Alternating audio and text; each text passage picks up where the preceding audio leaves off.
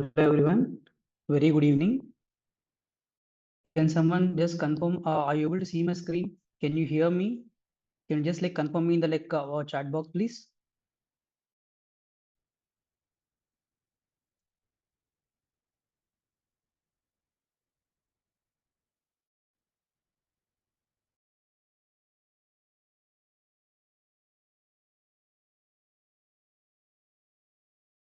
Yeah.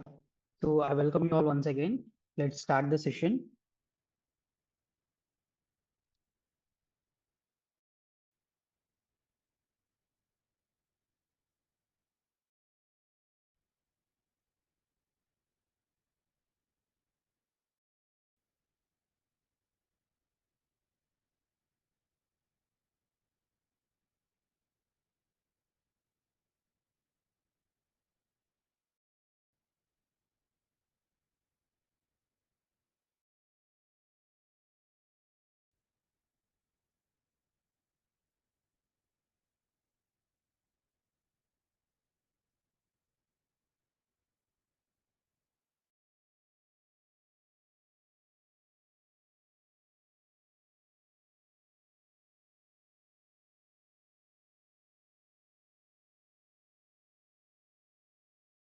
Once again, I welcome you all.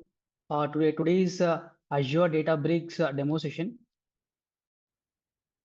I welcome you all once again for the today's Azure Databricks demo session. I'll just give a 2 minutes shootout on our website and the YouTube channel as well. Okay. So this is Karthik from Raj Cloud Technologies. Okay. So this is our website. So razinformatica.com, Raj Cloud Technologies. Okay. This is our website. Okay. I'll just give a 2 minute shootout on this. Okay. So in our trainings, in our training institute, we provide many courses here. Okay. We provide many courses here. Java online training, Azure Data Engineering and Databricks, Power BI training, AWS DevOps, Snowflake training, Python full stack development, Informatica Power Center, Informatica Cloud, Python for AI and Chat GPT, Tableau trainings. These are our few of our other courses as well. Okay, you can just go through once. I'll just share the website link, in our chat box. Okay, you can just go through once. And in our website, if you can visit here, okay, so we have many materials available, Power Center study material, Informatica IICS, okay, so types of tasks in IICS, Unix, Oracle, data warehouse, okay, and many more. Even you can check the interview questions as well. Okay, so we have Informatica Power Center, Snowflake, Oracle, IICS, IDMC, IDMC, CAI trainings. Okay, so we have a many interview questions also available for free. Okay, so these are our courses. Okay, so if you are interested in any of our courses, you can just contact on our number. Okay, so here we have our numbers 8105296858. Okay, so this is our WhatsApp and the calling number. You can contact on this number and you can inquire for any of our information. Okay, I'll just go to Azure Data Engineering and Databricks course page. Okay, so yeah. So here you can check the complete courses of Azure Data Engineering and Databricks training. I have shared the link in our chat box. You can just go through once. Okay. So in our training, so we are going to provide two parts here. The Azure course, we have planned for two parts actually, Azure Data Engineering and Azure Databricks actually. So you can check out this page for the complete course content. Okay, for the complete course content, you can just check out this page.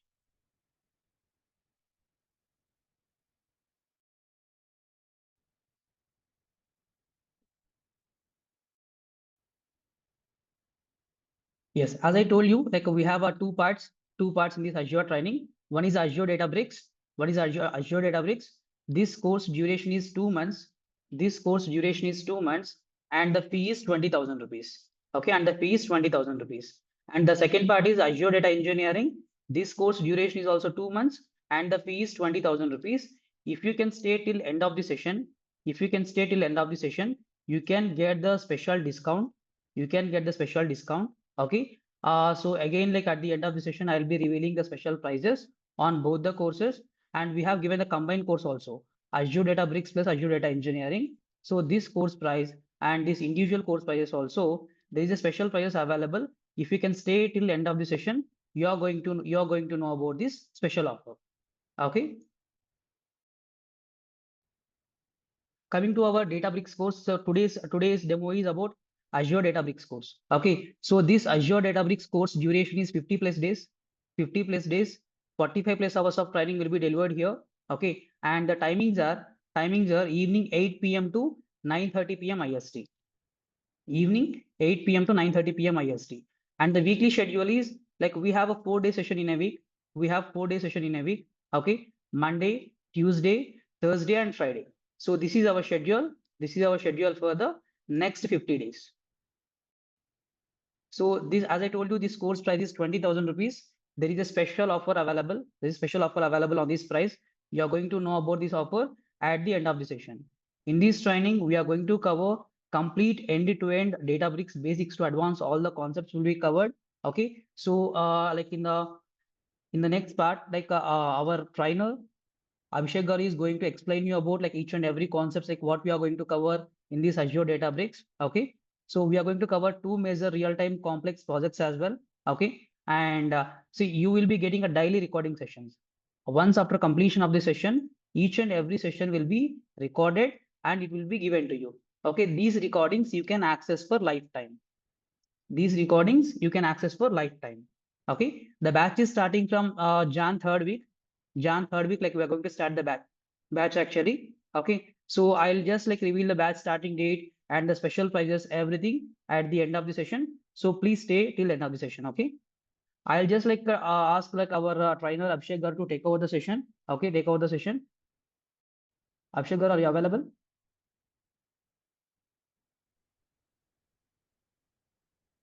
Hello. Abhishek Gar, Hello. are you Yes. available? Yes, Karthik. Yes, Karthik. I'm available. Are Yes, you yes, are you able please. to hear me? Yes, yes. We can hear you. Please take over the Okay. session. All right. So I will be sharing my screen. 1 second.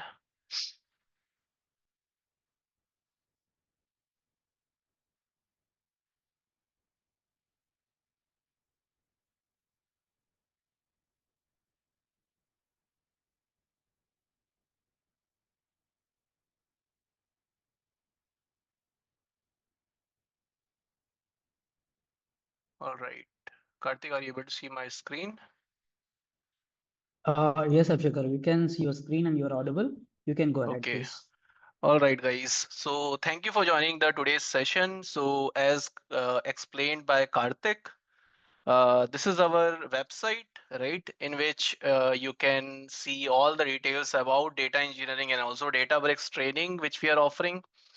And first of all, let me introduce myself so that you guys know about me, right? So I'm Abhishek Agarwal. I will be your trainer for the data engineering training, the Databricks training, and the combined training. For all the training, I will be your trainer. So it's very important that you know me, right? So let me introduce myself. I am Microsoft certified Azure data engineer.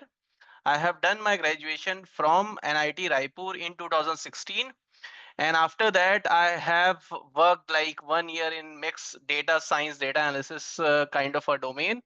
And after that, I switched my profile completely to data engineering because I got a project in data engineering field in a consulting firm. And then I delivered that particular project end to end. And since then, I'm this particular cloud field, and particularly I am working in Azure data engineering field from past 8 years now. And I have worked in Data Factory, Databricks, Synapse Analytics, PySpark, Spark SQL extensively. And I have guided many people to transition into the data engineering field. I started the training journey in the COVID, right? So during that time, I started exploring the other options because I was working from home. So there was like free time which I got.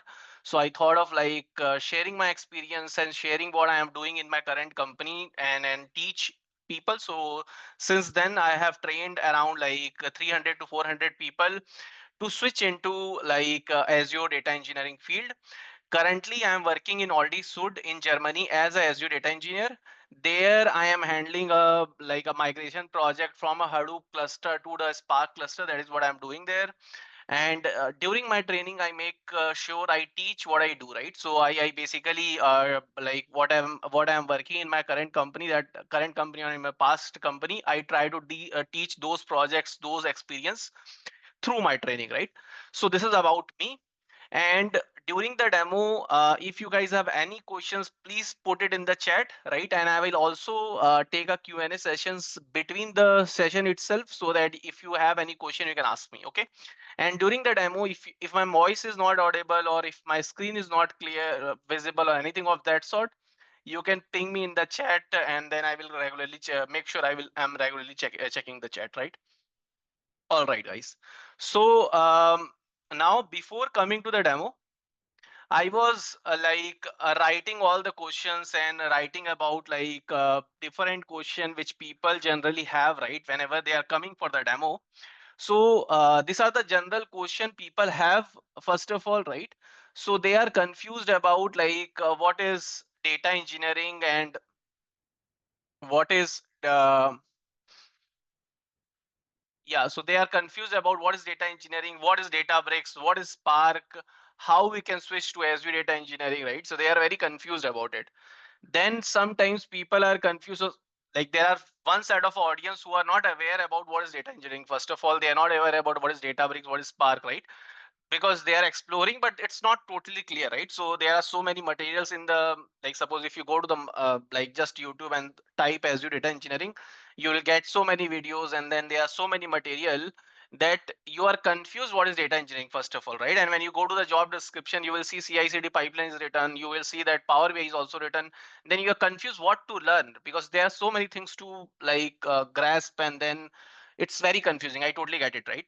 So I am here to basically tell you what is, first of all, data engineering, right? And what is Databricks, what is Spark, all of that, right? So I will first of all try to make you aware what is what, right? So that it's clear for you, because if you're taking a training, it should be very, very clear for you that what you are learning and then what you should learn, right? It should be very, very clear. Then sometimes people are confused about hey Abhishek, I am a fresher, can I learn data engineering? Can I have a career gap? Can I learn data engineering?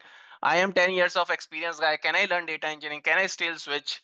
So these are the general question people have, right? So so I will try to answer those questions, right? And then sometimes people are confused not because of the experience level, they are confused from the domain level. So suppose somebody can say that Abhishek, from I am from SSIS background, I am from the Informatica background, or I am from the database admin background, or I am a sales guy, I am a marketing guy, right? So should I switch into data engineering, right? So who is the eligible candidate to for the data engineering, right? So this is a general question you have, right? So I will try to tackle those questions, right? And then sometimes you are confused that, hey, I totally get it, the data engineering, I now understood how to switch and all of that, right? Then there is a set of a question that, hey, coding is required or not, how much coding is required, or not, whether I should learn SQL, whether I should learn Python, whether I should learn both of them. So I will try to answer those questions, right? After answering all of these questions, then how we will do project, how we will do practice, right? So I'm saying that, hey, I will just teach you what I do in my current company. So like basically current company or my past company. So what sort of a project we will do, how we'll implement the project, and where we'll practice, and then how much experience I can show by learning all of this project, right? So these are the questions which you have. And then after learning everything, right, then how we'll approach the interview, how we'll handle the scenario based question, how basically all of these questions will be answered after that, right? So I will go through each and every question, right, to make you aware about what is data engineering and how you can basically switch to data engineering, right? This is what we will focus on, okay? Now if you feel I haven't covered any of the question which is in your mind, you can probably type in the chat, and then I can take up that question. But in general, these are the general side of a question which people have, right? So suppose if I'm taking this part, please wait for, if you have other question which is later on covered in the overall flow, please wait, because it will be answered, right? So why, what, and how, right? So whole demo will go in this particular flow: why, what, and how. So first of all, we'll understand why, okay? Why and what of cloud, what basically what is cloud, we'll understand that, and why cloud is important, we'll understand that. Then we'll understand why and what of data engineering. Then we'll understand what is Databricks, what is Spark. So we will like go in this particular flow itself, right? So first of all, we will understand why and what of cloud, and all of this question can be segregated into this part: why, what, and how, right? So I will take why part, and then I will take what part, and then I will take how part, and in between the whole demo I will give a break so that you guys can ask questions as well, right? All right. So first of all, we'll understand why and what of cloud, and why and what of data engineering, right? We'll first understand that, okay? So let's understand why and what of cloud, okay? So what is cloud and why cloud is important? Let's understand that first of all. So I will take um, a very like 1 second. I will open a slide first of all, and then we'll speak about it. Class slide, and then this slide.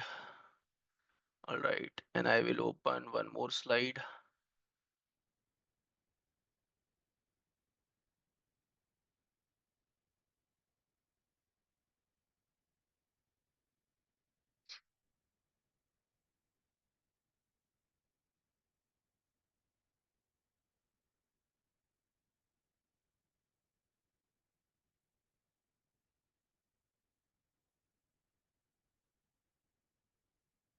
All right. So let's understand why and what of cloud first of all, okay? So I will take a very simple example, which I generally take.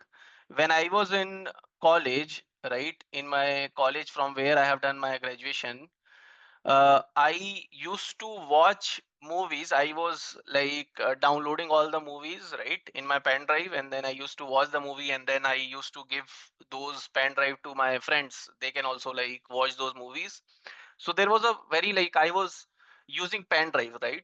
Now, if I see after 10 years, I no longer use those pen drives, right? Why I don't use it? Because suppose if I have a pen drive and if it is full, I need to go to the market, purchase a new pen drive, right? That I need to do. And also at the same time, if I am handling that particular pen drive and if it is corrupted, then it's all the data is gone, right? So probably all of you have faced this kind of a issue. And then in the past, sometimes people we used to use the CDs and DVDs, right? And then there's a scratch in those CDs and DVDs, and then we no longer use those CDs and DVDs, right? Because it is hard to maintain, okay? And so we face all of these problems. That is why if you see in our whole day-to-day life, we are uploading everything in the cloud nowadays, right? So probably this recording which we are doing as well, we are doing in the cloud. Why? Because yeah, it's stored in somewhere in the computer, it's getting lost. So it's better that recorded in the cloud itself, right? Why we are doing it? Because it's easy to maintain first of all, right? And then easy to share. So suppose we can easily share the recording or Google Photos or the function photo. If you are going to a wedding nowadays, people just send a link up after uploading all the wedding photo, and then we can just get all the photos, right? So because it's convenient. So if you see we all are using a cloud in day-to-day life. And why we are doing it? Because of all of this advantage which is in your screen, right? Basically everything will be handled by the cloud service provider. Data loss and recovery is very easy. Upgrade is very easy to collaborate. Implementation is very easy, right? So if I just want a particular cloud product, right, by Amazon or by AWS, by GCP, I can just get it now, right? And I can just upgrade it. So suppose if my Google storage, which is like 15 GB is full, which is a free storage, I can easily upgrade it, right? So we can easily upgrade our storage. Maintenance is very easy. So because of all of these advantages, we are shifting towards the cloud. Okay, so I'm not talking about on-premise, because suppose some people who probably are here are not ever aware about what is on-premise. On-premise you can just consider as storing the things in your laptop and storing the things in cloud, right? So because of all of these advantages, every individual is moving the their like every individual is using the cloud. Hence every company is also using the cloud product nowadays, right? So every company is also shifting towards the cloud, because it's a huge change, right? So all the profession which is like data analysis, data engineering, or data science, everything used to happen on premise, right? But now everything happens in the cloud, right? We don't need to download any software, and then everything we can just do in the cloud, right? That is why cloud is important. All right. Now you can say that, Abhishek, like I understood that cloud is important. By why I should learn only Azure cloud? Okay, so there are like so many cloud in the market. Why I should focus only on Azure? Because, all right. So see, I am in this particular I am in this particular field, in Azure data engineering field, from past 8 years. And from opportunity perspective, I haven't faced any challenges if I'm shifting my job role in India, and then when I wanted to go abroad after my wedding, right? I wanted to go abroad for like jobs and everything. Then I started applying the job in Germany, and then from India, I applied directly to Germany. I got a job there as well. So from opportunity wise, I haven't faced, like, there is always a struggle when you like want to switch, right? To find a right role for you, to find uh, right place for you, and then finding a right company for you. But I always got openings. I always got interview calls, right? Which is very, very important, that you got an interview call, you got openings, right? And then only you can switch. If you're not getting that, you cannot switch, right? So that, from that perspective, I haven't faced any challenges, right? So I'm telling you from my own experience. And then, like, every cloud is good, to be honest, right? Every cloud is good, but I always feel that Azure has an edge because I am from this particular market from past 8 years, right? And at the same time, I have many reasons about it, right? Suppose Microsoft has a very good products, right? So be it a office, be it, so they have very good products. So it's very easy for Microsoft to market their cloud, right? So I have many people who are working in Amazon. I have many friends who are working in Google, right? But every company, so this giants GCP and then this Amazon, they have all the software in house, right? But they always use a Microsoft product. That is why I feel Microsoft has, because Microsoft has a very good penetration in the corporate world, right? So every company uses a Microsoft product. That is why for them it's very easy to market their cloud, which is Azure, right? And at the same time, Azure, Microsoft has a very good partnership with ChatGPT and OpenAI, right? Which also gives Microsoft has an edge. Then, like, I'm not going into like all of these advantages, right? But like, just to give you a brief about it, Azure has a very bright future. And then when you, I have many stats, many slides to prove that, right? So when you see the the Azure market share, when you see the salary demand, and then as I told that they are heavily investing in the innovation and then salary and everything, right? So you can just, like, that is why I feel Azure has a edge. And also at the same time, Azure, like, Azure, so in among all the cloud, I will recommend that, yeah, we can start with Azure, right? All right. So why and what of cloud? And then, so from the definition perspective, so suppose, so we understood why cloud is important, right? And what is cloud? Basically, what is cloud? Cloud is nothing but you're not accessing your computer, you're accessing someone else's computer. Okay, what I mean by that? So when I was in college, I also used to go to the internet cafes to use the computers, right? And then I was paying some sort of like 1 hour 15 rupees, 1 hour 10 rupees, something like that, right? And then I was not using my computer because in college I don't have my own PC. So for some years I was using their computer, and I was paying how much I use it.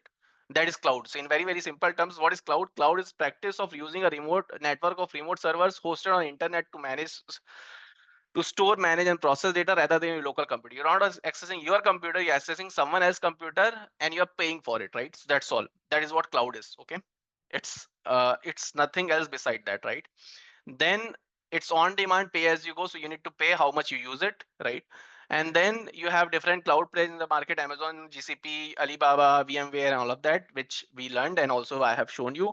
And then at the same time, I also feel Microsoft as, which I also explained, right? All right, guys. So this is in brief, what is cloud? Why I feel Azure has an edge, right? So now we will jump into data engineering now, and why and what of data engineering after that, right? If you have any question, you can anyways ping me in the chat, which I will check. Okay. All right, guys. So yeah, so somebody pinged some question about the syllabus, which I will anyways explain going forward. So please wait for some time. All right. Now, now we will jump into the next part, which is what and why of data engineering. Okay.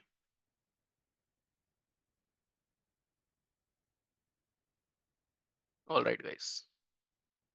Why and what of data engineering. So it's very, very important. Whenever we are studying something, it's very, very important that you should know what is data engineering and why it is important. Okay. So sometimes you go to the job market and then they have written CI/CD pipeline, they have written dashboarding, they have written like web development and all of that in one job role because company wants to hire one person, and then they will say that yeah, you basically. So it's very, very important that you should know what we should learn, right? So that is why I prepared a small slide to help you to understand that. Now let's take a very, very small, like a very small example. So suppose I am moving the data. So suppose um, I have a requirement, right? So suppose Karthik reached out to me and said that, hey Abhishek, I am opening a retail store in Bangalore, and in retail store, like I am opening a store in Balandur and I'm opening a store in Whitefield. I am also opening a store in BTM layout. So Karthik is basically opening like suppose 10 stores in Bangalore, right? And Karthik heard that yeah, so data is the next fuel now, right? So Karthik wants to use the data. Karthik is a smart guy, so he said that yeah, so Abhishek, can you just help me to make a dashboard in which I want to understand how my business is performing, right? So I want to basically understand what is the sales uh, per product in my retail store, right? And I want to also understand which is the product of the day, right? Which product I'm selling most of the time, right? I want to understand which business unit is selling most of the product in which particular time, right? So I want to understand all of that to make unified decisions. Okay. So I said, yeah, Karthik. So basically, what you want to do, you want to aggregate all the data. So I said to the Karthik that, hey, Karthik, can't you just like tell all the managers of the store to upload the data somewhere in the Google Drive, and then you just aggregate the data and then understand it. So Karthik said that, yeah, Abhishek, I have been doing it till now, but it's getting difficult for me. So I said, why it's getting difficult for you? So Karthik said that, hey Abhishek, like whenever they are closing the store at 10 p.m. in the night, and then sometimes they mess up on uploading the data. Sometimes it's difficult for me to do the calculation in the night to understand that. So can you make everything automated? Can you just like make some sort of a pipeline, because you are a data engineer from past 8 years? So can you make a pipeline for me in which like data is getting automatically uploaded to a place, automatically getting all the transformation and everything, and then I just get a dashboard in the morning. If I log in, then I just get a dashboard in which I can see all the things, right? So I said yes, it is doable. So how it can be done? Okay, so suppose you have a source. You can basically see this particular source as like different computers of different managers who is sitting in BTM layout, Whitefield, and all of that, right? So you have a source. Now, what Karthik wants to upload all the data to the cloud. Why Karthik wants to upload all the data to the cloud? It's because all of these advantages which we have heard in the past, right? It's easy to share, easy to maintain, all of that, right? So like he will first of all upload the data, right? And then he wants to transform the data. So all of the transformation he wants to do. So suppose he has like a sales data, he has a business unit data, he has a customer data, he has a product data. So all the data needs to be aggregated to make some sort of a dashboard, right? So transformation needs to be done. So you will basically, here you will do the transformation, and after you do the transformation, you will basically present all the data to the Power BI, right? Power BI is a visualization tool. So this is what we need to basically do, right? We need to extract the data, we need to transform data, we need to load the data, we need to transform data, right? So this is what we need to do, and this is what data engineering is. Okay, what is data engineering? Data engineering is basically extraction of the data, transformation of the data, and then loading of the data, right? So this is what the data engineering is. When beside that, like, so what we need to focus on the data engineering, we need to focus on the, so getting the right data. So suppose, what is data engineering? In data engineering, we should, so suppose if Karthik comes to me and said, Abhishek, I want to find out sales by product. So it's my job to basically understand where that data is located in all the system, which particular table to pick in, right? That is my job. Okay. So what is the job of a data engineer? Data engineer's job is to get the data, right data for data analyst and data scientist, develop a ETL pipeline, maintain the data marts, build pipelines which uh, is scalable as in that it should work with the small data and also with the large data, right? So it should be scalable. Data quality should is good. So it's data engineer's job is to make like a good data quality, right? And then make a pipeline in such a manner that it's cost efficient, right? It's basically the performance of the pipeline. So suppose if I have designed the pipeline and the cost of the pipeline is very high, then like it's not a good pipeline, right? So I should make a pipeline which is like less of a cost, easily scalable. So I need to take care of all of this, right? And I need to provide a proper document to the Karthik so that Karthik can give the document to any future data engineer who will be handling his project, and then that will be taken care, right? So this is what the data engineering is. What is not data engineering? Data engineering is not, so suppose if Karthik comes to me and said, Abhishek, can you basically help me to predict what will be the sales in the future? Then I said, hey Abhishek, hey Karthik, I'm a data engineer. I cannot like predict future, right? So that is not data engineering, right? And then if Karthik comes to me and said that, Abhishek, can you just like make my Power BI dashboard very fancy, or very fancy as in, can you make Power BI dashboard for me? Then I will say, Karthik, I have provided the data in a very transformed manner to you. You can probably contact a data analyst to do that, right? So data, Power BI and everything will be handled by the data analyst. All right. Managing CI/CD pipeline, front-end application, all of this is not data engineering, okay? So you shouldn't start on this, right? So sometimes people come and then they start learning data engineering from CI/CD pipeline, right? It's not good. So you should focus on making ETL pipeline and all of that, then and then and making data marts, and then like focusing on the code quality, focusing on building a code which is scalable, right? All of that you should focus on first. Then if you have still, if you want to improve and learn something, then you can focus on this, but not the other way around, right? So you should know what you should focus on. And in the job description, if somebody is writing CI/CD pipeline, front-end application, ML models and all of that, don't study that right now because it's not so important. You should learn all of this which I have mentioned. Okay. All right guys, so this is what the data engineering is. Now I will check the chat if somebody pings something. All right.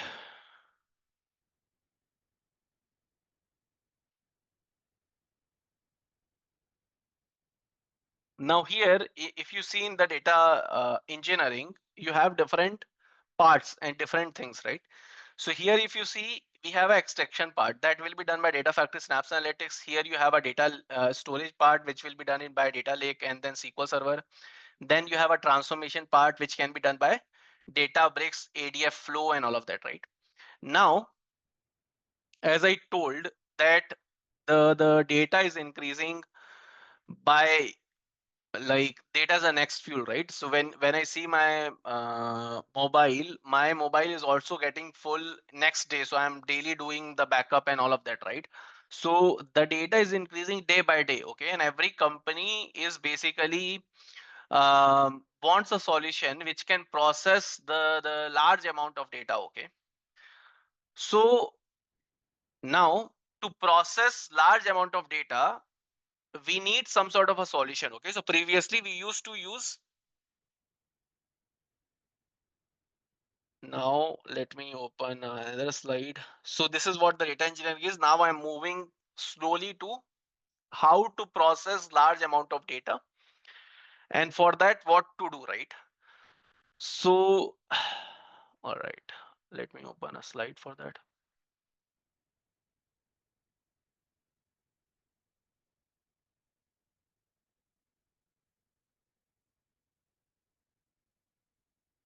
All right.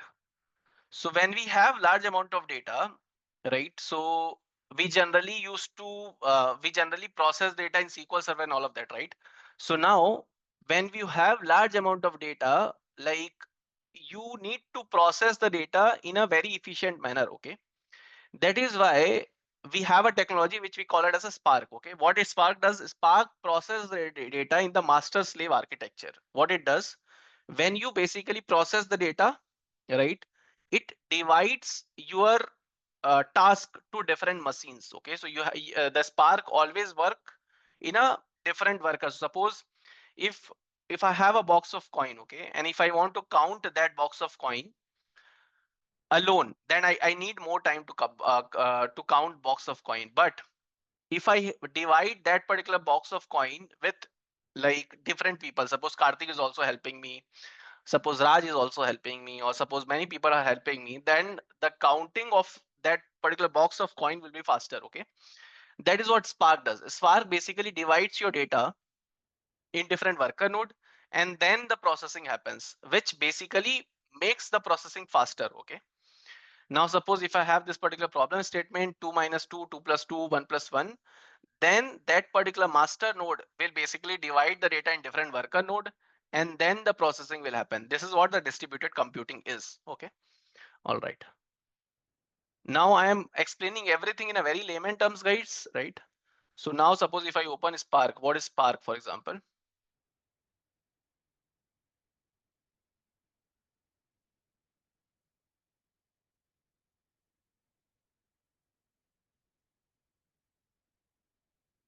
Spark is an open source Spark is an open source unified analytics engine for large scale data processing. Spark provides an interface for programming cluster with implicit data parallelism and fault tolerance.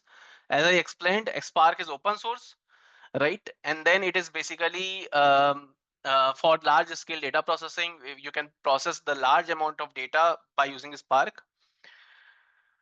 It provides you the it is developed by the University of California guys, right? So now to process the large amount of data, we use Spark. Okay, and Spark is open source. Open source means, what is open source means? Open source means it is basically free and anybody can use it, right? Spark can be used by anyone, right? Now, if it is free, why basically we need Databricks, right? So now let's understand what is Databricks.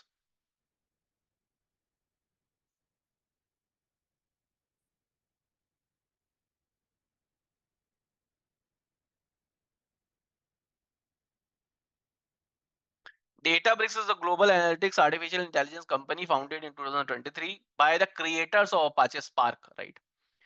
What is Databricks? When, like suppose what I can do, I will not use Databricks. Suppose I learned that Spark is open source, so I can just go to Spark, for example, right? And this is open source, right? What is Spark? Spark is multi-language, and then it is basically used for large scale data processing, right? So what I can do in my own computer, in my this computer itself, I can download Python, right? And I can download Spark, right? People install Spark, I can download Spark as well, and I can start processing, right? But my own computer has some sort of a RAM, right? It has a memory, right? I cannot process the data more than that, right? So suppose if I have my own computer, then I cannot process the data more than that, right?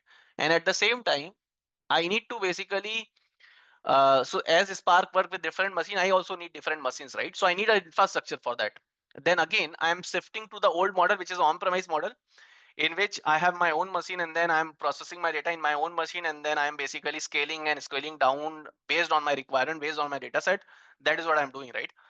So to mitigate that, we have a Databricks, right? So in Databricks itself, you can create machines, you can create different worker nodes, and then you can basically provide different size of workers which you want to create, all of that you can mention.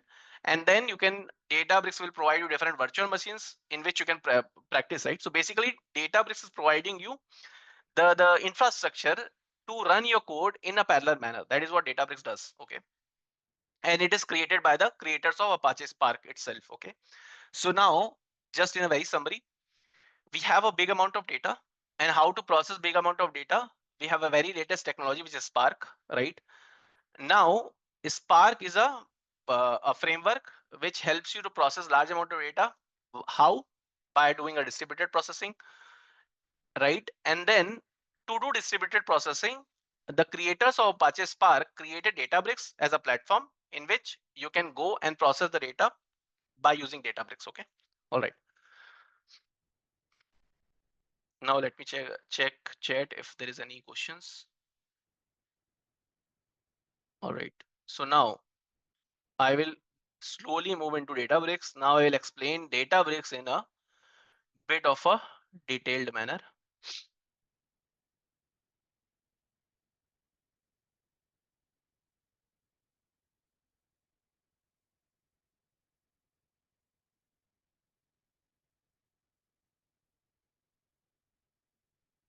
All right. So I have been working in this particular Databricks tool in this past 5-6 years, right? And it has like um, improved huge, right? Improved in a huge manner, right? And in Databricks, what we can do, Databricks is a, like, it is built on Spark first of all, right? And then Spark is a library rich. Okay, so in Databricks, what you can do, basically you can do warehousing as well. You can do data engineering as well. You can basically do the stream processing as well. Like suppose the data is coming at every second, that also you can do. You can do data science and ML algorithm as well, right? Why? Because Spark is library rich. That provides you the libraries to basically do the stream processing as well. That provides you the library to do the ML algorithm and ML machine learning as well. You can do data warehousing as well. You can do data engineering as well. Everything can be done in Databricks, right? That is why Databricks is a one-stop solution to do many things. Okay. Now, if I go over here, let me show you Databricks so that it's a bit clear for you.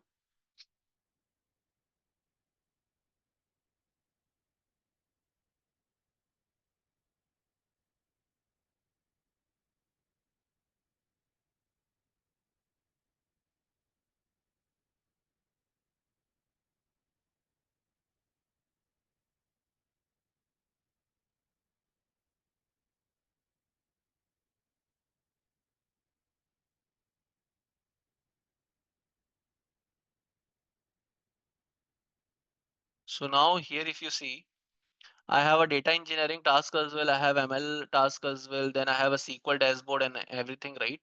And then I can create a catalog. So you can do data warehousing, you can do data engineering, you can do ML science as well. You can do all the things in Databricks, right? So in your company, if you're using Databricks, it is a one-stop solution for everything, right? That is why Databricks is a uh, very useful tool, right?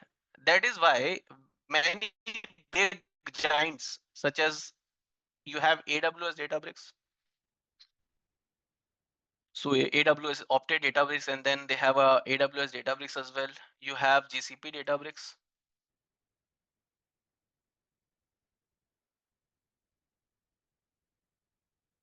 right? You have a GCP Databricks. Then you have Azure Databricks as well. Okay, you have Azure Databricks as well. It is also opted by many big companies. Reason being, it's a very good tool. That is why every company has done the partnership with Databricks, and then they are using this as a tool, right? Now, suppose now there is a question, right? So suppose Abhishek, if I learn Azure Databricks, can I work with AWS Databricks? Can I work with GCP Databricks? Yes, you can work with that, right? How you can work with that, right? So suppose here in Azure Databricks, you will read the data from Azure storage, right? But in GCP Databricks, you will read the data from GCP storage. In similarly, in Amazon Databricks, you will read the data from Amazon storage, which is Amazon S3 or all of that, right?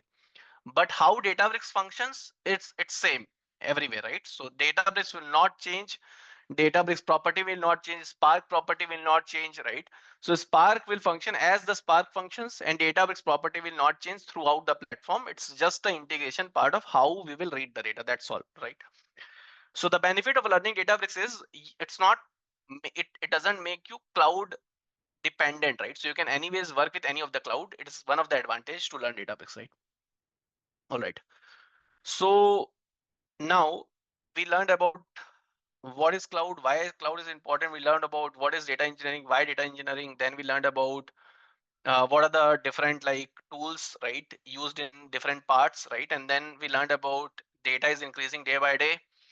Then why Spark is needed and what is Spark. Then we, in a very summarized manner, we learned about what is Databricks, why Databricks is needed, right? Guys, I'm explaining everything in a very summarized manner because we have limited time, right? So suppose to explain Databricks itself, I need like suppose 2 hours, right? But we cannot invest 2 hours in a demo, right? So I'm explaining everything in a very nutshell manner, in a very summarized manner, so that it's very clear for you. Okay, all right. So now we'll move forward. All right.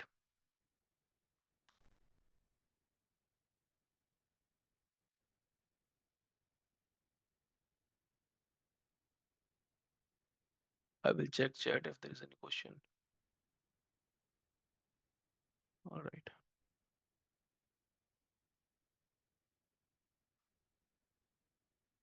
Now let's go to the next part of who can learn, fresher can learn, experienced guy can learn, right? And those questions, right? So who can switch into data engineering? Let's understand that now.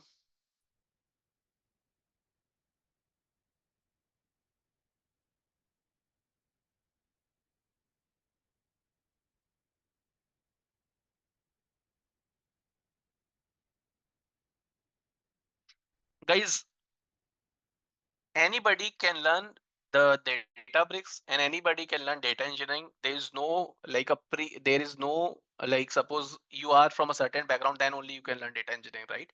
It's not like that. Anybody can ideally. So suppose if you're from a sales guy, if you're from marketing guy, if you're from any sort of a background, you can ideally learn data engineering, right? It's not a problem. But in general, Informatica developer, Power BI, data analyst, database administrator, SSIS developer, those guys basically switch and learn about data engineering. But in general, I have taught many people who are from the sales background. I have taught many people from the marketing background. I have taught many people who are from suppose like .NET developer. Those guys also learn data engineering. So it's very much doable, and then it can be learned. Okay. Now we will also speak about like the prerequisite and other things, right? Now suppose if you are a fresher, can you switch it to data engineering? Yes, you can switch to data engineering. How to switch into data engineering? Suppose if you are a fresher, when I was fresher, the big mistake which I do is not to choose a field which is futuristic. So suppose if you're a fresher, you should choose a field which is futuristic. Then you should like um, build skill set on that particular field, right? And then what you can do, you can basically do projects, and then you write those projects into your resume. Then you keep on applying. If you do that, you can switch to data engineering. That's not a problem. If you are from an experienced guy, right, in the whole training, in our training, we will basically provide you the project. We will do projects together.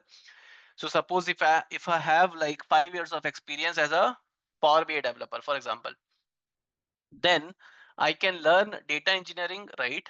And then I can do projects, and you can do projects with me, right? And then you can basically say, so suppose if you do projects with me, right, you do like 2 to 3 projects with me, and then what you can do in the current company, you can, or when you're switching, you can say that you have like 5 years experience, in which 3 years of experience into the data analyst field and 2 years of experience into the data engineering field, and you have couple of projects. These are the projects which you have. You can explain those projects. You can explain the answers of the project, right? And then suppose you can give all the answers of the project. You can also answer all the question asked by the technical guy to validate what you have learned is correct or not, right? You can do all sort of thing, and you're not doing anything wrong, right? Because you are basically doing the project as well. You are basically writing the project in the resume. You are explaining the project. You are also explaining the technical questions as well. you're also explaining the managerial question as well, and then you're getting selected, right? So it's nothing wrong. You are basically writing all the project. If you can write as a freelancing project as well, that's not a problem, right? If you're getting interview, you can write like that, but you will do projects with me and then you can switch. So suppose if you are a 5 to 10 years of experience guy, you might need to write more projects, 5 projects, 6 projects. If you are 2 to 3 years of experience guy, you can write 2 to 3 projects, then you can switch, right? So it depends on how much experience you have, and accordingly you can learn, and then you can switch. Okay, all right.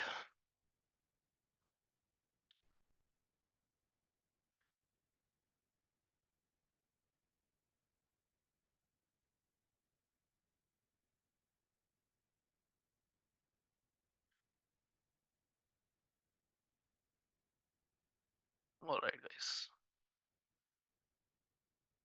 give me a moment.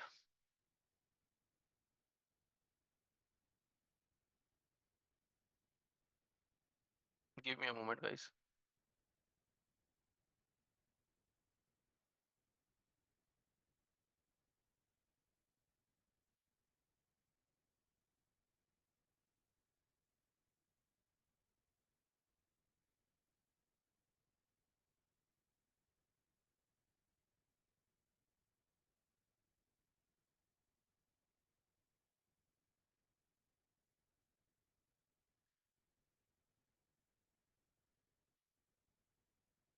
Now coding is required or not, so let's try to understand. I will give you the course overview through which you'll understand these questions. Okay, now to learn Databricks, okay, when you are learning about Databricks, it's the either you should know SQL or Python. Okay, so either one of the language you should know when you are learning Databricks. Okay, so now let me go into the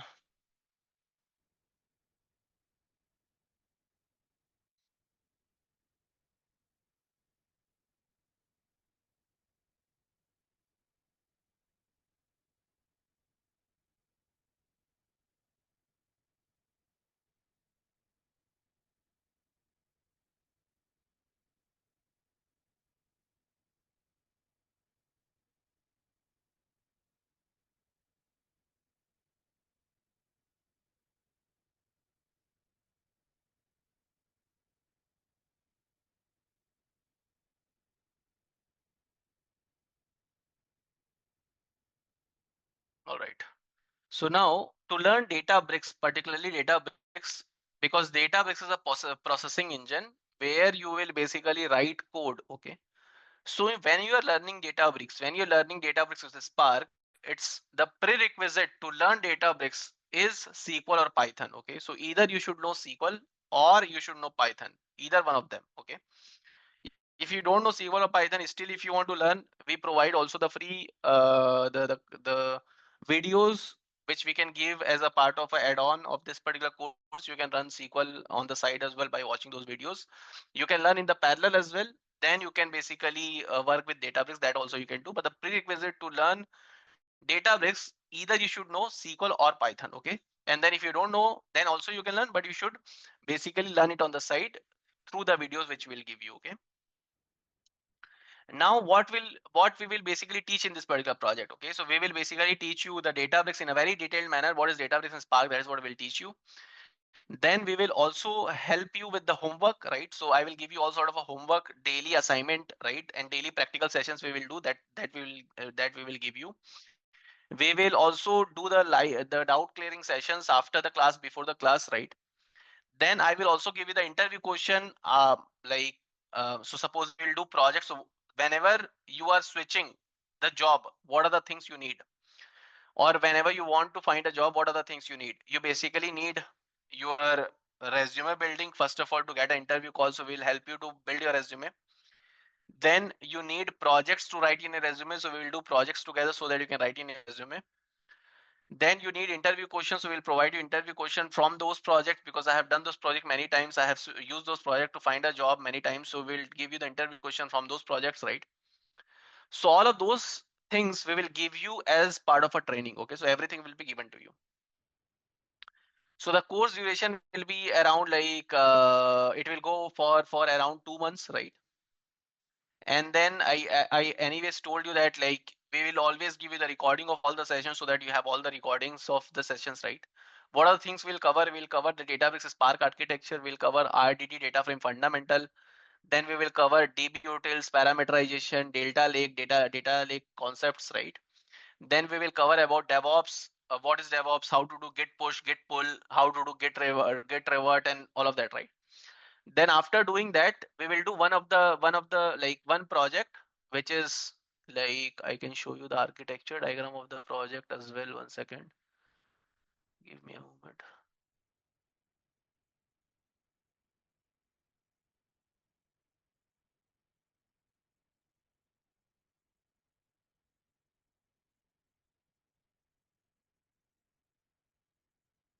Yeah, so we will do this particular project in which we will read multiple file, will transform multiple file, will write the data to Azure SQL. This is the architecture diagram of the project.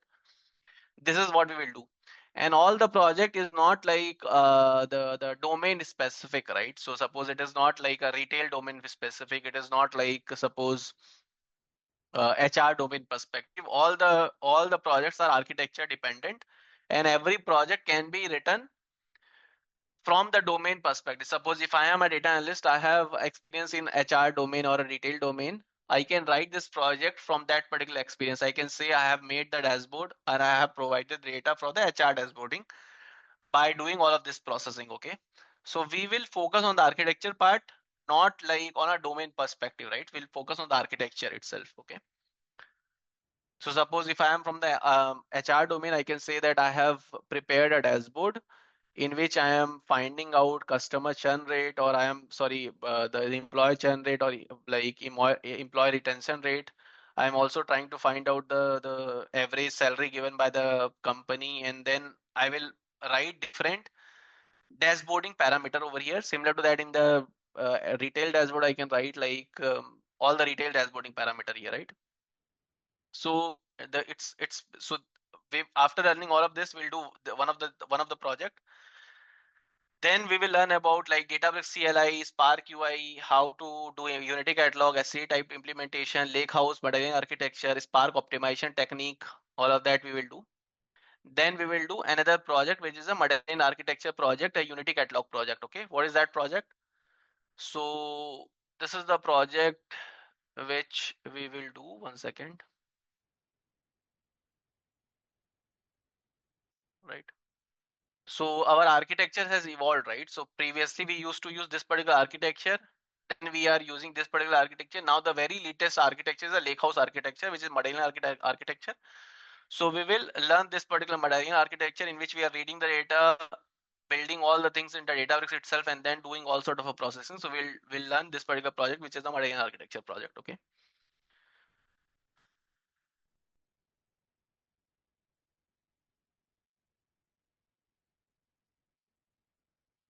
Then we will do the interview question and all of that, which I have explained. So I will give you all sort of interview questions. So I have, like all the interview question is basically prepared by me, by myself. I am appearing for many interviews. So I will give you all sort of an interview question prepared by me itself, right? So uh, like suppose this is the kind of a, suppose this is the Tiger Analytics interview question, and then you have like, for example, this is Deloitte interview question. So all of this interview question is prepared by me. I have prepared for many interviews, and then I prepare all of this interview question and then give it to all of my students. So I can just show you the.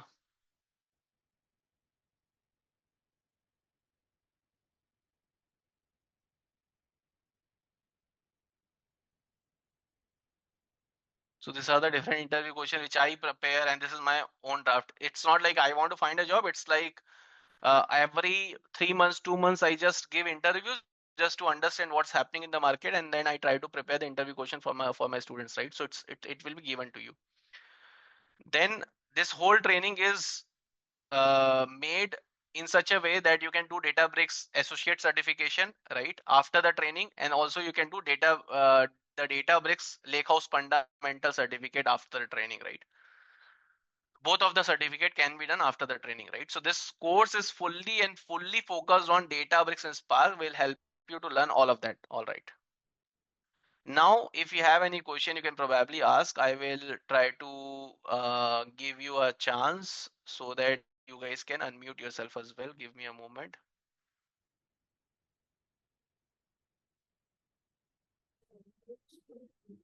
All right, guys. So you have now you guys can probably ask me a question if you have any. Yeah, Abhishek, I have one question here. Mhm. Hello, are you able to hear me? Yeah, I am able to hear you. Yeah, go ahead. Yeah, Abhishek, actually, say Spark, right? The data Spark also is a compute engine, right? It's a compute engine, and then without Databricks also we can able to run the Python code in Spark engine, right? Mhm. So Databricks, so without Databricks we can't do anything in the Spark and Python. No, you can do, but you need machines, right? Suppose if you have like 10 TB data, then you need machine, your own machine, and then you also need like the workers, like a different machine, suppose 3-4 machines, and then you can basically process the data. But suppose in Databricks, those machines will be provided to you, like the Databricks provide you the machines to run your code. That is why, yeah. So suppose you can run your code in your own machine as well, in on-premise as well. But Okay, in that case, you need to have that particular hardware for processing. But in Databricks, that hardware will be provided by Databricks itself. okay. Mm. Okay, Abhishek. And one more question. In GCP, right? In GCP, data blocks and data flow also is there, right? And then Mhm. I need one more big data process like a data bricks. Dataproc is well suited for like suppose batch processing and SQL analytics workload, Yeah. right? And Databricks is basically an advanced analytics engine in which you can do machine learning, science process, the real time streaming, and so it has like other feature as well, which is like machine learning. You can do real time processing as well. So it has additional feature, but data. So suppose every company like in Amazon as well, they provide you an internal machine through which you can run a Spark engine, right?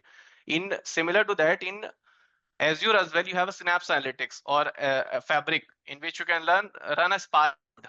But at the same time, they have Azure Databricks as well. Now you can ask Abhishek why they have Databricks, why they have a Spark engine as well at the same time, right? So why basically there are two tools. In similar to that, in Google as well, they have Dataproc and they have Databricks Yes. as well. Yeah. Why Yeah. two tools needed? Now, so suppose in I am also using a Samsung mobile and I have Okay. a the Apple mobile as well, right? I have two kinds of mobile, right? iPhone as well, and I have a Samsung mobile as well. But both of the mobile is basically useful to call someone, send a WhatsApp message. But what additional feature and then the things which iPhone provides, Samsung doesn't provide that. And at the same time, what Samsung provide, Apple doesn't provide that, right? So it's just a way of adding different features. So as I told, in Dataproc, you have Dataproc is basically suited for batch processing and SQL analytics workload. But in Databricks, you have more features like you can do machine learning, you can do real-time streaming as well, you can do many other things, which is not possible there. So that is why they have an additional tool, which is Databricks. And then as per the use case, you can use Databricks as well. You can use Dataproc as well. Okay. But from my understanding, Databricks is basically a much more mature tool. That is why they integrated GCP Databricks. That is why they integrated Azure Data. That is why you have Amazon Databricks. And because it provides you many other features, which is real-time streaming, which is like Spark streaming, which is basically your um, um, like medallion architecture. So medallion architecture can be done anywhere, but yeah, it provides you different features, which is not possible in their own in-house tool. Yeah, so that is why database is important. Okay.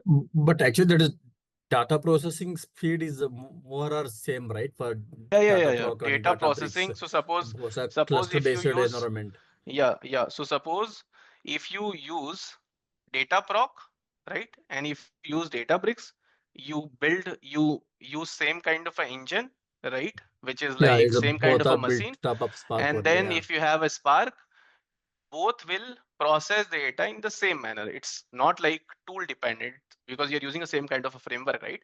Yes, It's yes, yes. just Spark of engine. yeah, so it's just of matter of having different features. So suppose if you call, like, I'm sorry for giving a very lame example, but suppose you use a Samsung mobile and you use iPhone, you call the same guy, you will just talk and then voice is coming, everything is good, right?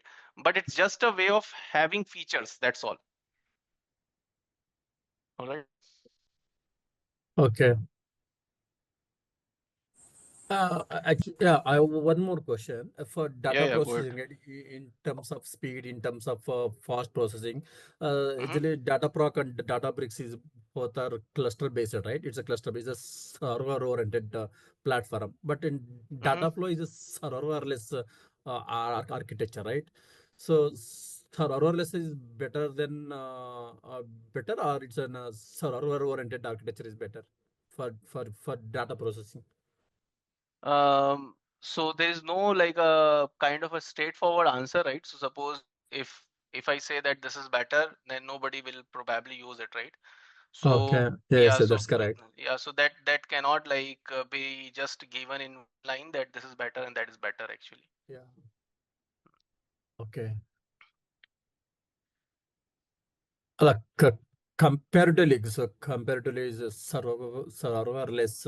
Actually, you no need to bother about cluster and all these things, right? That's what But at the same some. time, it is sometimes you cannot like in serverless, it's the server is not allocated to you, so it takes time, and then there is another disadvantage of having a serverless things, right? So Okay. both has disadvantage and advantage, so it's not Yeah. cannot be like answered directly actually. Okay. Okay. Yeah. Okay. Thank you. All right, guys. I am from a mainframe developer. How data engineering will help me? So the mainframe development is kind of a different than data engineering, right? To be very honest, but from the mainframe developer also learn about data engineering, and it is doable by learning the project, by learning proper skill set, right? It is doable. Yeah, guys. Uh, Anybody has another question?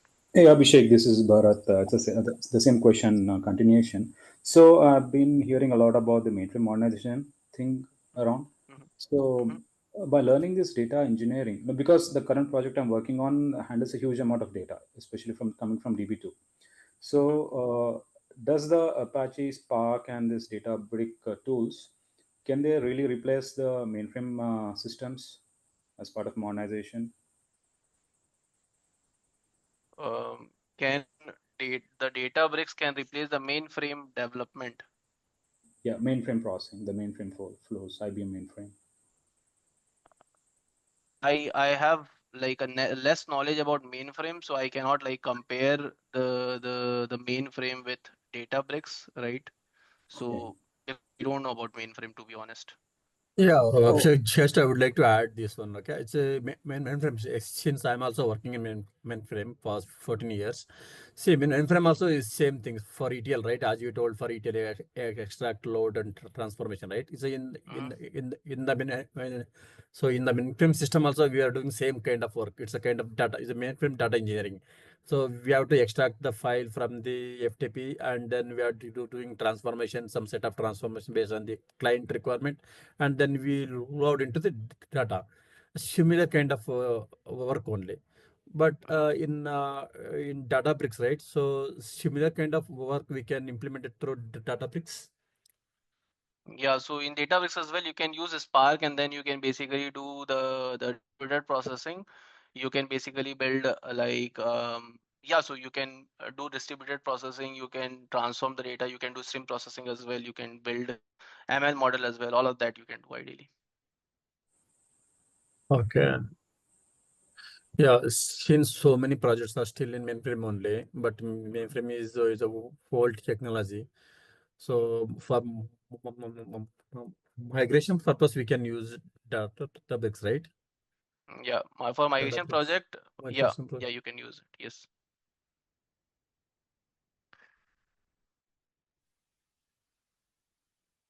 Yeah, Yeah. Hi, Abhishek. This is Manish. yeah, yes. Go ahead, Machine Manish. Yeah, yeah. So, what will be the duration of Databricks project? any Azure Databricks or Duration. duration. Yeah, usual duration in the service industry. Okay, so or you are any not company. asking about the training, right? No, You're not. I am asking. Yeah, after that, I will ask. This is because what is happening, we are learning this Databricks or Azure project. Uh-huh. So usually we have seen that after 6 months, once the pipeline is developed, right? Usually the duration after that, the project duration, most of the data engineering project are 6 months, 9 months, or 1 year. What is the usual duration or long time duration of this project on Azure Databricks?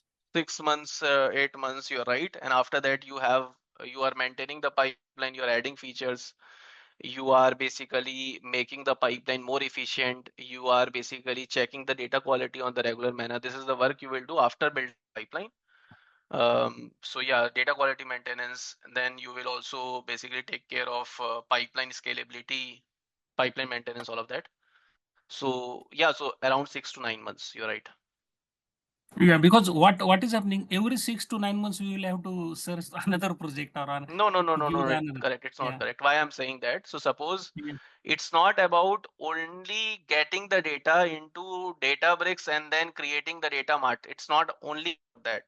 So suppose its ongoing development will be always and always there in the project, right? Ongoing development as in the suppose if you build a pipeline, then you will always keep on adding features in the pipeline. Features as in suppose somebody wants more data to add, somebody wants to add few more KPIs. So that the ongoing development will be there in the pipeline.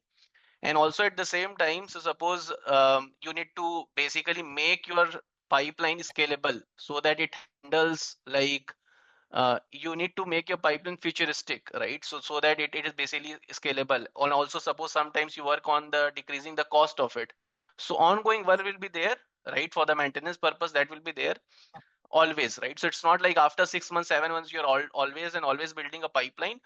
Uh, it generally happens in the consulting firm, right? Suppose in the consulting firm, if you're working, you build a pipeline, give it to the customer. But suppose if you're working in a product-based company, they will keep on improving the pipeline. That is what they do generally. Okay. Okay. So one more question. So if you see on the Databricks Community Edition, right, it is not allowing to create a free account nowadays.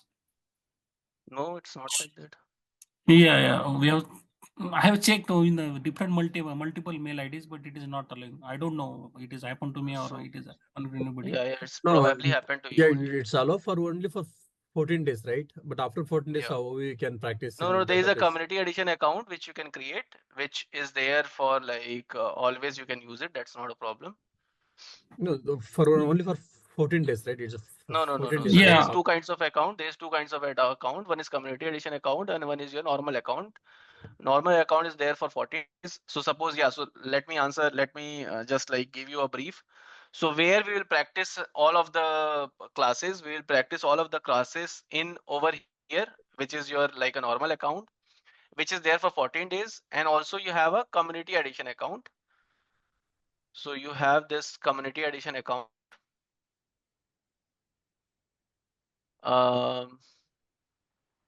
I have tried with different multiple mail IDs, but it is not allowing. No, Yeah, so I sorry, I don't know. cannot explain you why it's like you are not able to do it, but it's doable just to like, yeah, so No. I know it's doable, but I don't know Why why you're I'm not able asking this question, because if I want to practice these things, right? So where I can to. maybe. Yeah, I have so just only to one answer, option, and pay as you go, right? either you practice over here or you can practice in the community edition account over here. So you are not, so let me tell you what kind of a mistake probably you're doing. So when you go over here,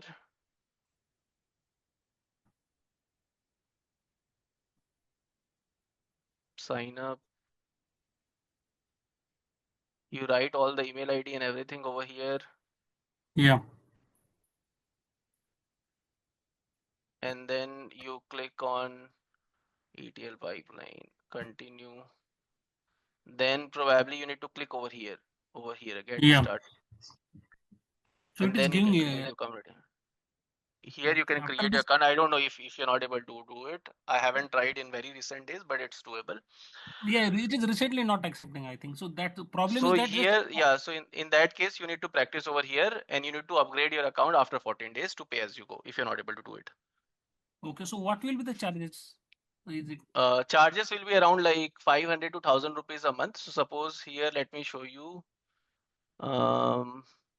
in my account over here, right? So if I go to the billing, if I go to invoices,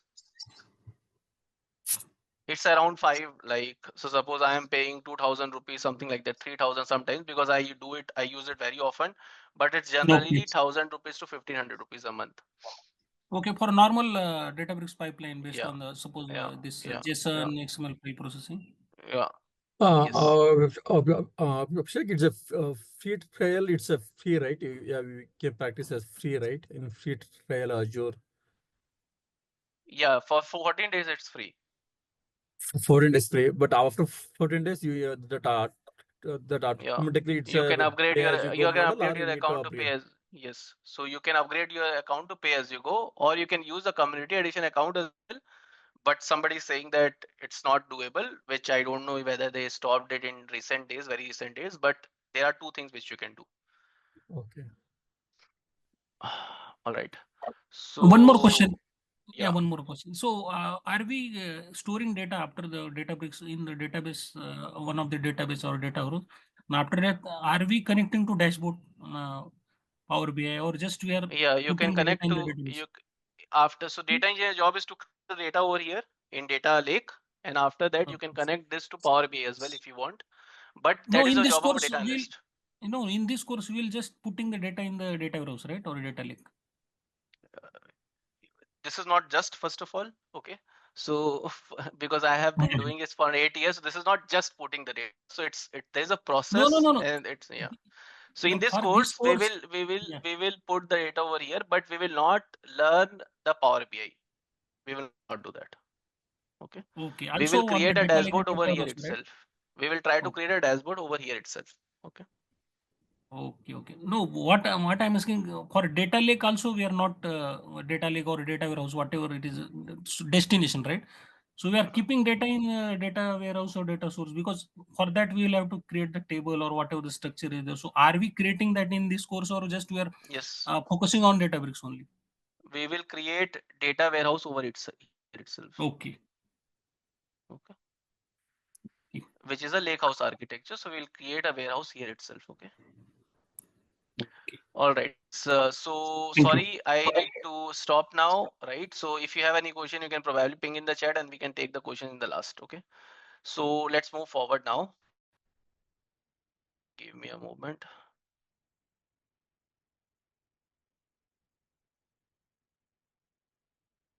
All right. So we are here. All right. So as I told, the coding is not required, and then we will do. So sometimes there's also a question that Abhishek, you're saying that 6 months we generally take in one project, right? 6 to 7 months. So how you can basically teach 2 to 3 projects in 2 months, right? So that is a question, and that is a legitimate question. How we can learn? So suppose when you are implementing a project in the company, you are trying to figure out everything, right? So you are trying to figure out how to pull the data, how to transform the data, how to do everything, right? So you are trying to figure out everything, and then you are trying to build everything, right?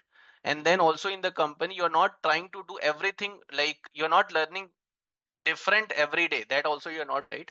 But here I have built this project many times, right? I have implemented it many times. So for me, I can summarize the everything in a very beautiful manner, and at the same time I will do it everything real time, right? So I will, like, suppose if I am teaching you how to put the data in data lake, or how to read the data from data lake, or how to transform these files, then I am doing it like God knows, like probably 15-16 times, right? So I will provide everything in a very summarized manner, because I have done it many times. That is why it's doable in 2 months duration of time. But when you practice it, you might need more time to practice, right? That is why it's doable in 2 months. How much experience we can show by learning Databricks and Spark, the project, you can probably show 3 to 4 years of experience. How we will do approach interview, as I told that after doing the training, you can probably, like, I will give you the interview question, you can practice all the interview question, and then you can appear for the interview. All right, guys. So this is about the Databricks and Spark course, we will do two projects. One is the Medallion architecture project, which I have explained, and one is your Databricks architecture, the other architecture which I was showing, right? So we will do one of this architecture, and another architecture is this one. So here somebody is asking, yeah, so we'll make a lake house, and from the lake house itself, we can do Power BI reporting, and we can do everything, right? So these are the two projects we'll focus on. We'll learn that. Okay. All right. Now, sometimes like people says that Abhishek, there is like Databricks Spark. Will you cover the data factory, and will you cover Synapse Analytics? Will you cover all of that? So we have a different course for that. Okay. So suppose here if you go, so this course which I'm talking about is fully focused into Databricks and Spark, right? But if you're focused into the Synapse Analytics or data factory or like some sort of a fact dimension, warehousing and all of that, we have a data engineering course as well, in which like we teach all of that as well, right? So we teach about data factory, we teach about Synapse Analytics, and I can show you the course curriculum for that so that it's clear for you.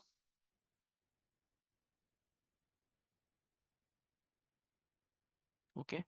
So here, if I go, we'll talk about Azure fundamental. We could talk about data factory, the links as integration runtime, how to pull the data, how to migrate data, like DevOps, Key Vault, data modeling, SCD types, SAR schema, Snowflake schema, logic app, right? And then the Synapse Analytics. We'll cover all of that, right? So this is the data engineering training, right? So if you want to enroll like Databricks and like all of that as well, then probably you can enroll for that as well, and Karthik will explain you how you can enroll for that. Now, just to give you the summary about everything, right? 1 second.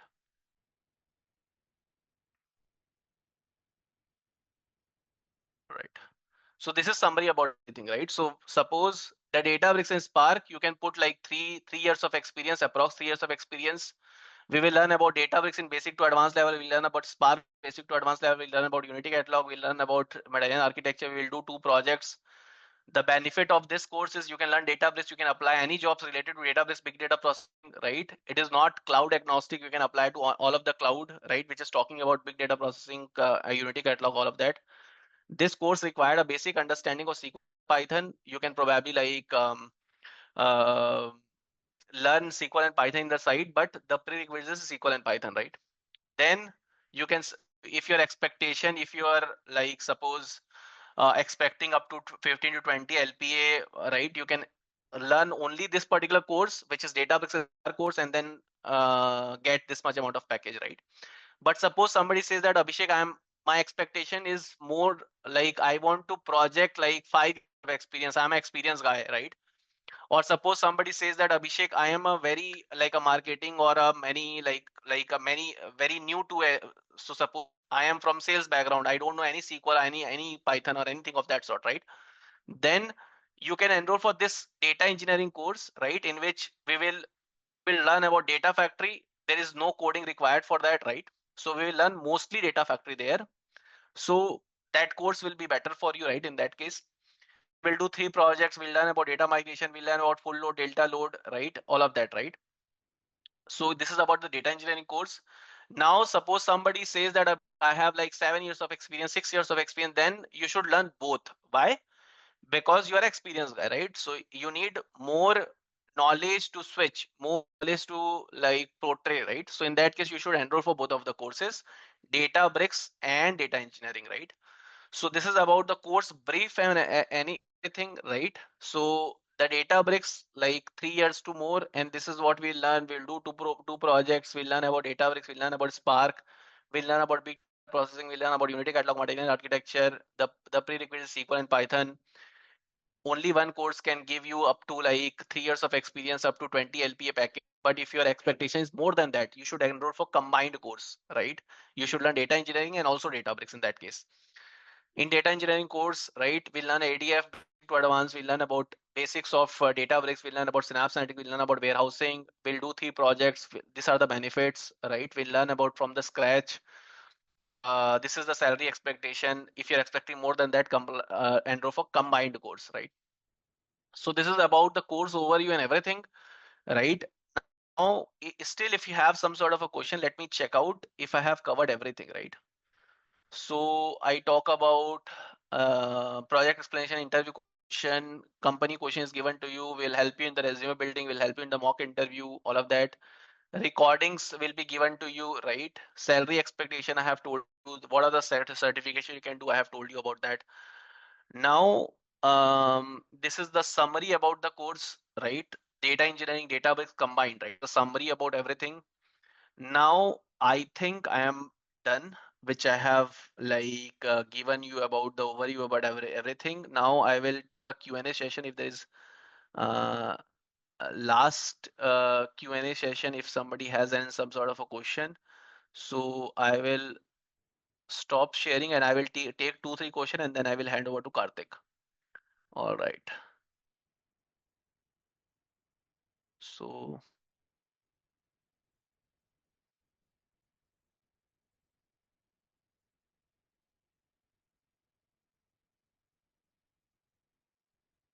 Abhishek, can the Apache Spark connect and extract data from IBM DB2 databases? yes. Okay, thank you. Anybody has any other question beside this, guys, related to the particularly like a course curriculum? Anybody has any question? This combined one, okay, what is the difference?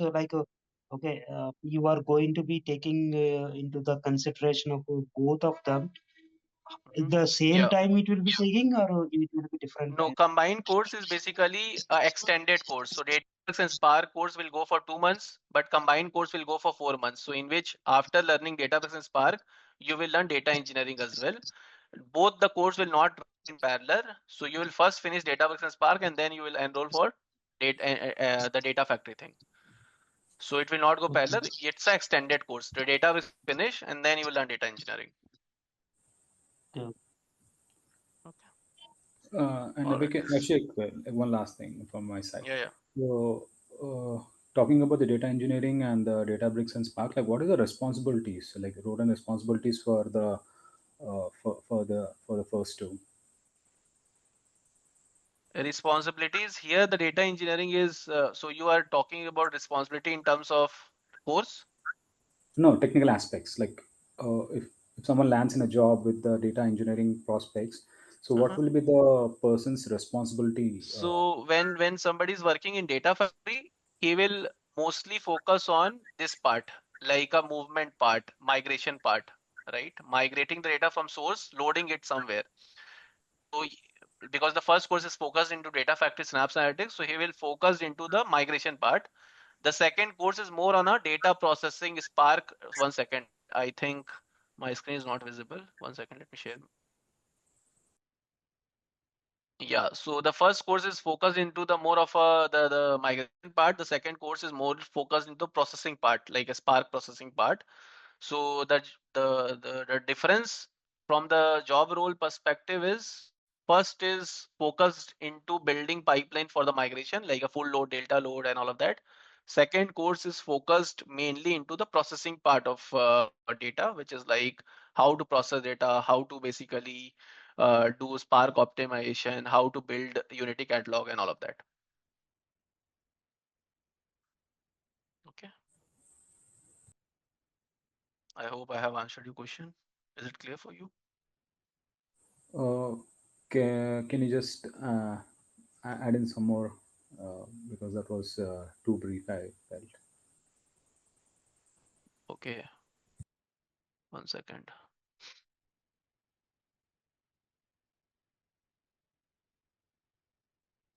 Well,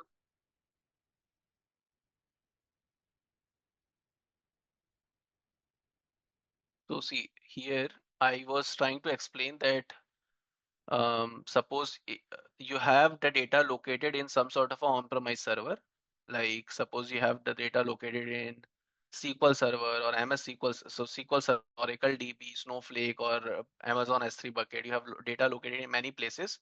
Now somebody given a task to move all of this data to Azure background, Azure data lake, right? So in that case, you will use Data Factory to migrate your data. So that particular task will be done by Data Factory or a Synapse Analytics. Okay.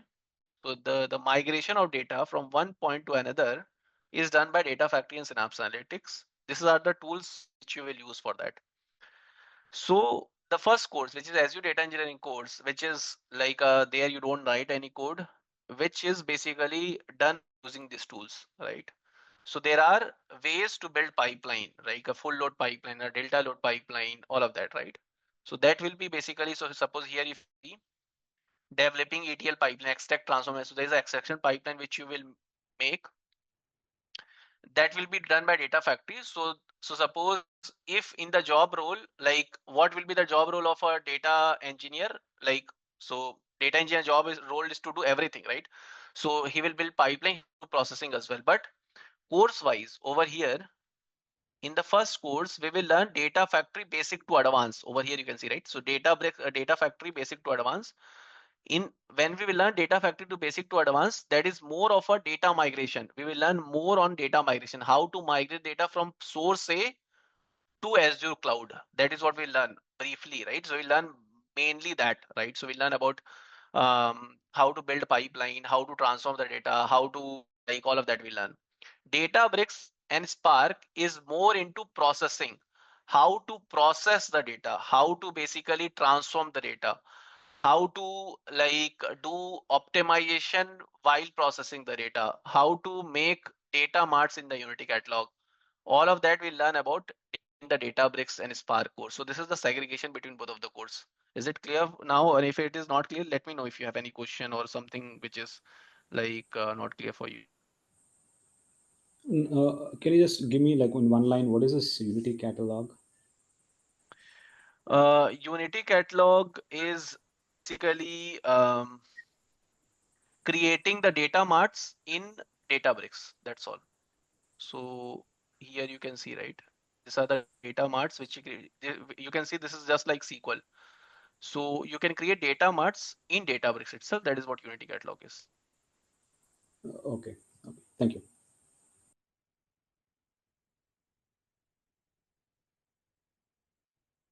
All right, guys. Anybody has any other question? Abhishek, can we manage a row level security here? Sorry. Can we manage a row level security in Databricks? Yes. By implementing Unity catalog, you can do that. Okay. By implementing the catalog. Yeah, Unity catalog. Okay, Unity catalog. Yes.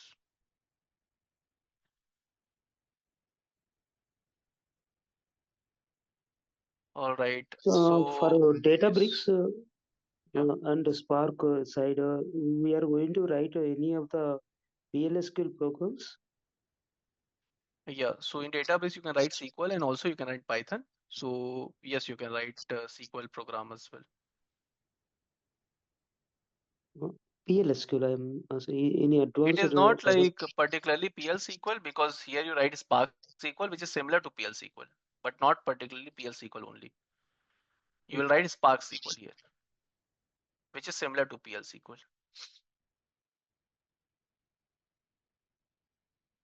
Okay. But like suppose if you know PL SQL, you can easily write the code in Spark SQL as well. You will not face any difficulty.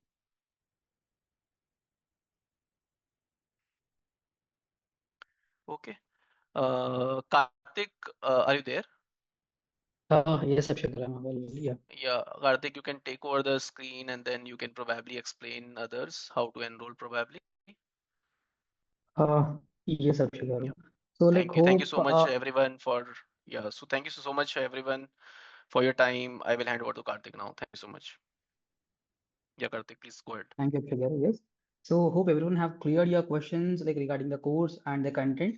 Okay. So if you still have any questions, you can just unmute and you can ask. Okay. So I'll just like meanwhile I'll just explain you about like what are the like registration process. Okay. And so hope like everything like coming to this prerequisites. Okay. So like what and all like we are going to cover on data engineering, Databricks, everything like Abhishek sir was already covered all these things. Okay. So I'm just like going to explain you about like how the enrollment process will be, and what is the offer? Okay, so I told you like initially of the session, right? Like there is a special offer available for the people who attended this demo. So like for you people, I'm just like explaining this offer, and like we'll wind up the session. Okay. So there are two courses, right? Like one is the data bricks and data engineering. There are two parts of this course. Okay. So the first part course fee is 20,000 rupees and the duration is 2 months. Okay. And for the data engineering and data bricks, like these are the total 4 months training, and the fees was 20,000 rupees for data engineering, 20,000 rupees for data bricks. But if you enroll today, okay, if you enroll today, okay, so you are going to get some discount on both the courses. And as I told you, like we have both courses together. Okay, we have both courses together also. So three courses now, like one is data bricks, data engineering, both together. So we have three courses now. So on all these three courses, there is a special offer available now. Okay, I'll just like brief you about the offer price and all. Karthik, I have one question here. Yeah, please. Karthik, in Azure Data Engineering also is a part of Databricks also is there, right? And then why need to separate